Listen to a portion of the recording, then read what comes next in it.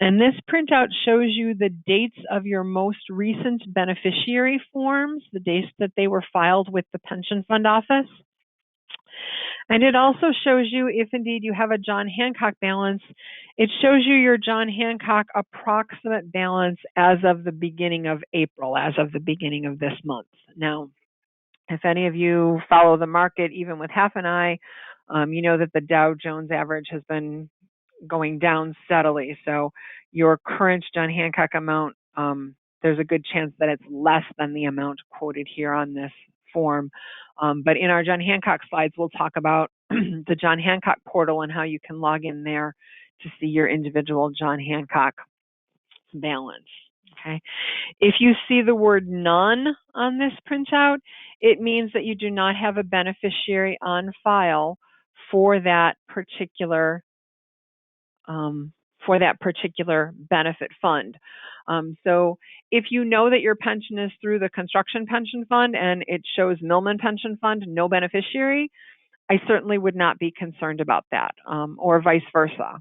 Okay, but you really should have a beneficiary on file for either the construction or the mill, or if you have credit with both funds, and you should have a beneficiary on file for the supplemental retirement plan also. Okay. Designating beneficiaries is one of the most important things that you can do. Okay, and the handouts contain beneficiary forms for both the pension plan, the supplemental retirement plan, and if you are still eligible or right now eligible for the active health benefits, there's also a beneficiary form there for the $50,000 Hartford life insurance beneficiary. Okay. To designate a beneficiary, you want to complete a beneficiary form. They're in the handouts, or they're available on our website at carpenterbenefits.org, or you could certainly call the Retirement Benefits Department if you would like a blank paper beneficiary form mailed out to you through the post office for completion. Your beneficiary designation needs to be on file with the fund office prior to your death. You may choose beneficiaries, and you can name contingent beneficiaries in case your primary beneficiary passes away before you. Okay. You can change your beneficiary designations at any time in the future.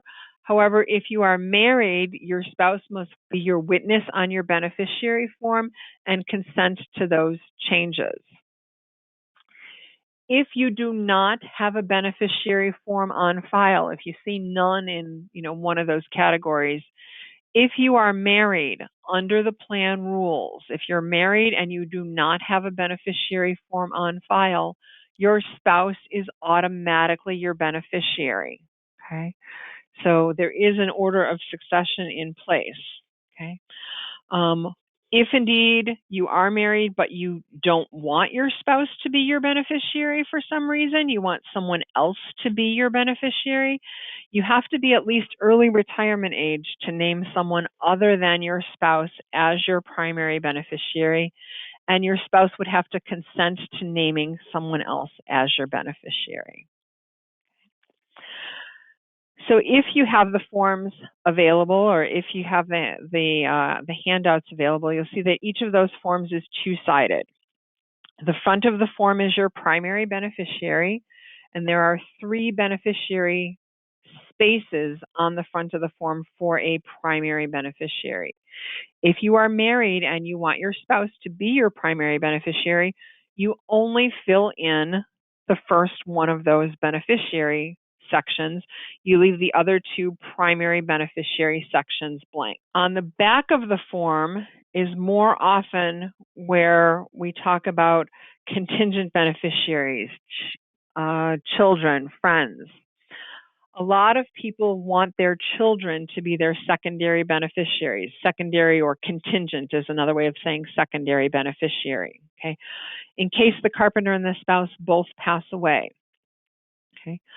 And sometimes on the forms we see on the contingent section, people have 3 or 4 kids, or 2, 3, 4 kids, and they only name one of the children as the secondary, as the contingent beneficiary. Okay, you're certainly welcome to do this. You might think, oh, Johnny's a good boy. Johnny's going to split his benefits with his siblings, and I know that Johnny is going to take the benefit that gets paid to him, and he's going to split it with Susie and Davy because Johnny's a good boy. Well, a couple of things to think about with that. Usually when we do these seminars on an in-person basis, I kind of hear a little bit of snickering around the room.